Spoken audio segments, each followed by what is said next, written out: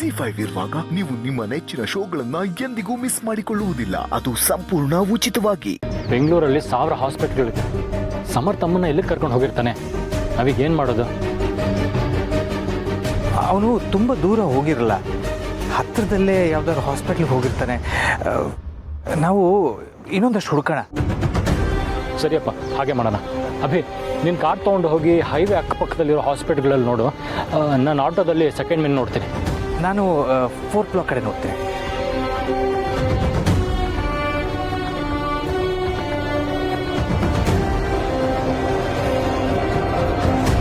Auto ಹೇಳ್ ಪುಣ್ಯ. ರೀ, ಅಮ್ಮ ಸಿಕ್ಕಿದ್ರಾ? ಯಾವ ಹಾಸ್ಪಿಟಲ್ ಅಂತ ಗೊತ್ತಾಯ್ತಾ? ಈಗ ಹೇಗಿದ್ದಾರೆ? ಇಲ್ಲ ಪುಣ್ಯ, ಇನ್ನೂ ಸಿಕ್ಕಿಲ್ಲ. ಹುಡುಕ್ತಾ ಇದ್ದೀವಿ. ಸಿಕ್ಕಿದ ತಕ್ಷಣ ಫೋನ್ ಮಾಡ್ತೀನಿ. ಗಾಬರಿ ಆಗ್ಬೇಡ.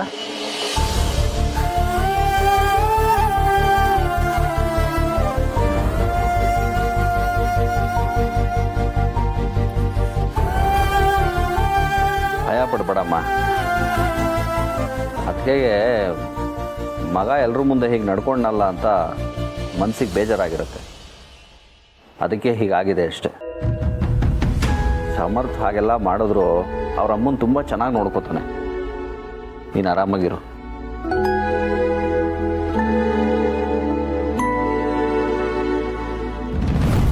ಅತ್ತೆ, ಏನು ನಡೀತಿದೆ ಈ ಮನೆಯಲ್ಲಿ? ಒಂದಾದ್ಮೇಲೆ ಒಂದು ಡ್ರಾಮಾ ಆಗ್ತಾನೇ ಇದೆ. ತುಳಸಿ ಅವರಾಗ್ಲಿ, ಆ ಡ್ರೈವರ್ ಸಮರ್ಥ ಆಗಲಿ, ಯಾಕೆ ಹೀಗಾಡ್ತಿದ್ದಾರೆ? ಅಲ್ಲ, ಜಗತ್ತಲ್ಲಿ ಇವರೇನಾ ತಾಯಿ ಮಕ್ಕಳು? ಅವರೇನೋ ಬೆಸ್ಟ್ ತಾಯಿ ಅನ್ನೋ ಹಾಗೆ, ಇವನೇನೋ ಬೆಸ್ಟ್ ಮಗ ಅನ್ನೋ ಹಾಗೆ. ಈಗ ಆಡೋದಕ್ಕೆ ಅವಾರ್ಡ್ ಏನಾದ್ರು ಇಟ್ಟರೆ ಅದು ಇವ್ರಿಗೆ ಕೊಡಬೇಕು ನೋಡಿ. ತಾಯಿ ಮಕ್ಕಳ ಸಂಬಂಧ ಅಂದರೆ ಹಾಗೆ ಅಲ್ವಾ ದೀಪಿಕಾ? ತನ್ನನ್ನು ಹೆತ್ತ ತಾಯಿ ಬೇರೆ ಇನ್ಯಾರಿಗೋ ಪ್ರೀತಿ ತೋರಿಸ್ತಿದ್ದಾರೆ ಅಂದರೆ ಯಾವ ಮಕ್ಕಳು ತಾನೇ ಸಹಿಸ್ಕೋತಾರೆ ಹೇಳು? ನೀನು ಸಹಿಸ್ಕೋತೀಯಾ? ಅತ್ತೆ, ನನ್ನನ್ನು ಇವ್ರ ಜೊತೆಲಿ ಯಾಕೆ ಕಂಪೇರ್ ಮಾಡ್ತಿದ್ದೀರಾ? ನನ್ನ ವಿಚಾರನೇ ಬೇರೆ, ಇವ್ರ ವಿಚಾರನೇ ಬೇರೆ. ಹಾಗಂತೀಯಾ? ಇದ್ರೂ ಇರ್ಬೋದೇನಪ್ಪ.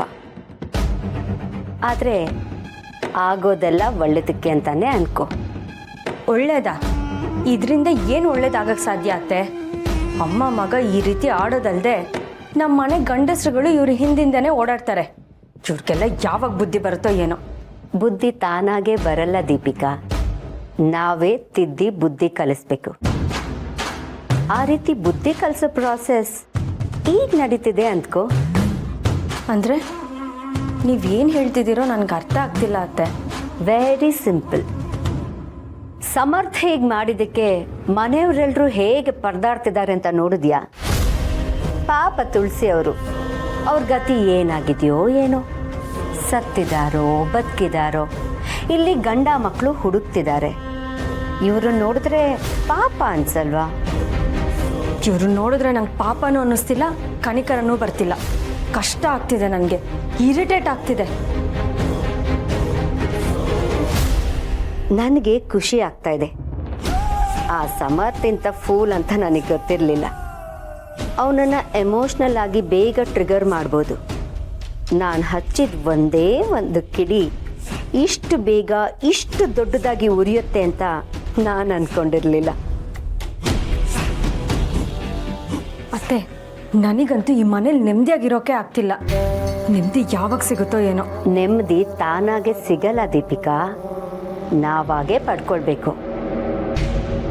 ನೀನು ಸಿಚುವೇಶನ್ನ ಅರ್ಥ ಮಾಡಿಕೊಂಡು ನಮ್ಮವ್ರನ್ನ ನಮ್ಮ ಕಡೆ ವಾಲೋ ರೀತಿ ಮಾಡ್ಕೋಬೇಕು. ಅದೆಲ್ಲ ಒಂದು ಕಲೆ. ಅದು ನಿನಗಿನ್ನೂ ಗೊತ್ತಾಗಿಲ್ಲ ಬಿಡು. ಅಂದರೆ ನೀವೇನು ಹೇಳ್ತಿದ್ದೀರಾ ಅತ್ತೆ? ಅಣ್ಣ ತಮ್ಮ ದೂರ ಆದಾಗ ಅಭಿನ ನಿನ್ನ ಕಡೆ ಮಾಡ್ಕೊಳ್ಳೋದಕ್ಕೆ ಒಂದು ಒಳ್ಳೆ ಅವಕಾಶ ಇತ್ತು. ಆದರೆ ನೀನು ಅದನ್ನು ಸರಿಯಾಗಿ ಉಪಯೋಗಿಸ್ಕೊಳ್ಳಲಿಲ್ಲ. ಅಭಿ ಜೊತೆ ಜಗಳ ಮಾಡಿಕೊಂಡು ಅಭಿ ನಿನ್ನ ಹತ್ರನೂ ಬರದೇ ಇರೋ ಹಾಗೆ ಮಾಡಿಕೊಂಡೆ. ಆದರೆ ಈಗ ಮತ್ತೆ ನಿನಗಿನ್ನೊಂದು ಅವಕಾಶ ಸಿಕ್ಕಿದೆ. ಈ ಟೈಮಲ್ಲಾದರೂ ಅಭಿನ ನಿನ್ನ ಕಡೆ ಮಾಡ್ಕೊ. ಆ ತುಳಸಿಯಿಂದ ಇವರೆಲ್ಲರೂ ಒದ್ದಾಡ್ತಿದ್ದಾರೆ. ಆ ತುಳಸಿ ಹೆಸರಲ್ಲಿ ಮಾಡಬೇಕು ಅಂದ್ಕೊಂಡಿರೋ ಕಂಪನಿನ ನಿನ್ನ ಹೆಸರಿಗೆ ಬರೋ ಹಾಗೆ ಮಾಡ್ಕೋಬೇಕು. ಅದೇ ನಿನ್ನ ಗುರಿ ಆಗಿರಬೇಕು. ಒಂದ್ ವೇಳೆ ಅದಾಗ್ಲಿಲ್ಲ ಅಂತ ಅನ್ಕೋ, ಅವಿ ಹೇಗೆ ತುಳಸಿ ಅವ್ರನ್ನ ಅಮ್ಮ ಅನ್ಕೊಂಡು ಹಿಂದೆ ಹಿಂದೆನೇ ಓಡಾಡ್ತಾನೋ, ಒಂದಲ್ಲ ಒಂದಿನ ಅಭಿನೂ ಹಾಗೆ ಓಡಾಡ್ತಾನೆ. ಅದನ್ನೆಲ್ಲ ನೋಡ್ಕೊಂಡು ನೀನು ಕಣ್ಣೀರ್ ಹಾಕ್ತಾ ತುಳಸಿ ಕಾಲ್ ಕೆಳಗ್ ಬಿದ್ದಿರ್ತೀಯ. ತುಳಸಿನೂ ಪೂರ್ಣಿನೂ ಮನೇನ ಕಂಪನಿನ ಆಳೋಕೆ ಶುರು ಮಾಡ್ತಾರೆ. ಆಗ ಅಭಿ ಅವ್ರ ಅಂಗೈಯಲ್ಲಿರ್ತಾನೆ. ನೀನು ತುಳಸಿ ಅಡಿಯಾಳಾಗಿರ್ತೀಯ. ಯೋಚನೆ ಮಾಡು.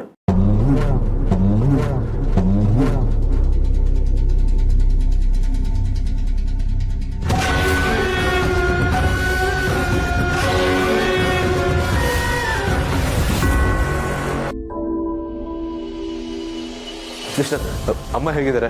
ಅವ್ರನ್ನ ನೋಡ್ಬೋದಾ? ಅವ್ರಿಗೆ ಎಷ್ಟ ಆಯ್ತಾ? ನೋಡಿ, ಡಾಕ್ಟರ್ ಚೆಕ್ ಮಾಡ್ತಿದ್ದಾರೆ, ಗಾಬರಿ ಆಗಬೇಡಿ. ಇನ್ನು ಸ್ವಲ್ಪ ಹೊತ್ತಲ್ಲಿ ಎಲ್ಲ ಗೊತ್ತಾಗುತ್ತೆ. ಇದರಲ್ಲಿ ಪೇಷಂಟ್ ಡೀಟೇಲ್ಸ್ ಎಲ್ಲ ಬರೆದು ರಿಸೆಪ್ಷನಲ್ಲಿ ಕೊಟ್ಬಿಡಿ. ಸರಿ.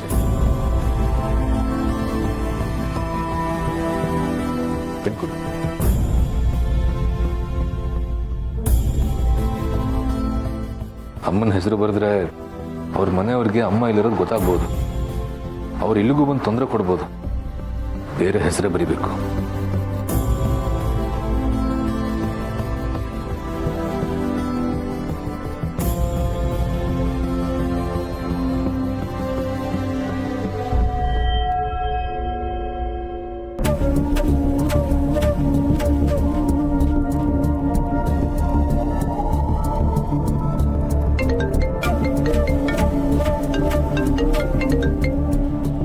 ಹೇಳವಿ. ಅಪ್ಪ, ಏನಾದರೂ ಗೊತ್ತಾಯ್ತಾ? ಇಲ್ಲ ಅವಿ, ಇಲ್ಲಿ ಅಕ್ಕಪಕ್ಕ ಇರೋ ಹಾಸ್ಪಿಟ್ಲೆಲ್ಲ ಕೇಳಾಯ್ತು, ಇಲ್ಲೆಲ್ಲೂ ಕರ್ಕೊಂಡು ಬಂದಿಲ್ಲ. ಅಪ್ಪ, ನನ್ಗನ್ಸತ್ತೆ ಸಮರ್ಥ ಅವ್ರ ಮನೆ ಹತ್ರ ಇರೋ ಯಾವುದಾದ್ರೂ ಹಾಸ್ಪಿಟಲ್ ಕರ್ಕೊಂಡು ಹೋಗಿರ್ತಾನೆ ಅಂತ. ಇದ್ರೂ ಇರ್ಬೋದು. ನಾರ್ಮಲಿ ಹಾಸ್ಪಿಟ್ಲ್ ಅಂತ ಬಂದಾಗ ಗೊತ್ತಿರೋ ಏರಿಯಾಗೆ ಹೋಗೋದೇ ಜಾಸ್ತಿ. ಹಾಗಾದರೆ ನಾವು ಅಲ್ಲೇ ಹುಡ್ಕೋಣ. ಸರಿ, ನಾನು ಆ ಏರಿಯಾಗೆ ಹೋಗ್ತೀನಿ.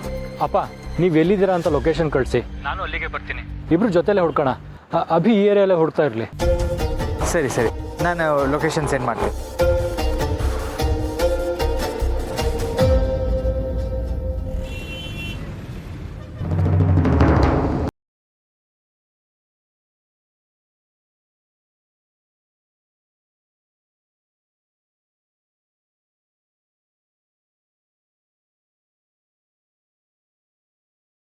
ಬಂದು ಸೇರ್ತಿರ್ಬೋದು. ಹೌದಾ? ಒಂದು ನಿಮಿಷ ಸರ್, ಚೆಕ್ ಮಾಡ್ತೀನಿ.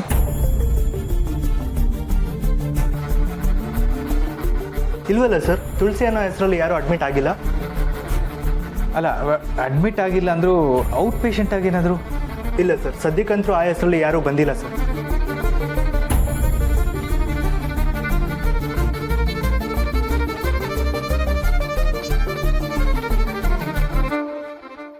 ಸದ್ಯ ಇವ್ರಿಗೆ ಗೊತ್ತಾಗ್ಲಿಲ್ಲ. ಗೊತ್ತಾಗಿದ್ದಿದ್ರೆ ಮತ್ತೆ ಇಲ್ಲಿ ಬಂದು ತೊಂದರೆ ಕೊಡ್ತಾ ಇದ್ರು. ದೇವ್ರೆ, ಅಮ್ಮನ್ನ ಹೇಗೋ ಕರ್ಕೊಂಡು ಬಂದಿದ್ದೀನಿ. ಆದರೆ ನನ್ನಿಂದನೇ ಅಮ್ಮಂಗೆ ಹೀಗಾಗೋಯ್ತಾ? ನಾನು ಅಮ್ಮಂಗೆ ಏನೂ ಆಗಬಾರ್ದು. ದಯವಿಟ್ಟು ಕಾಪಾಡು ದೇವ್ರೆ. ZEE5 ಆಪ್ ಡೌನ್ಲೋಡ್ ಮಾಡಿ ಎಲ್ಲಾ ಸಂಚಿಕೆಗಳನ್ನು ಸಂಪೂರ್ಣ ಉಚಿತವಾಗಿ ನೋಡಿ.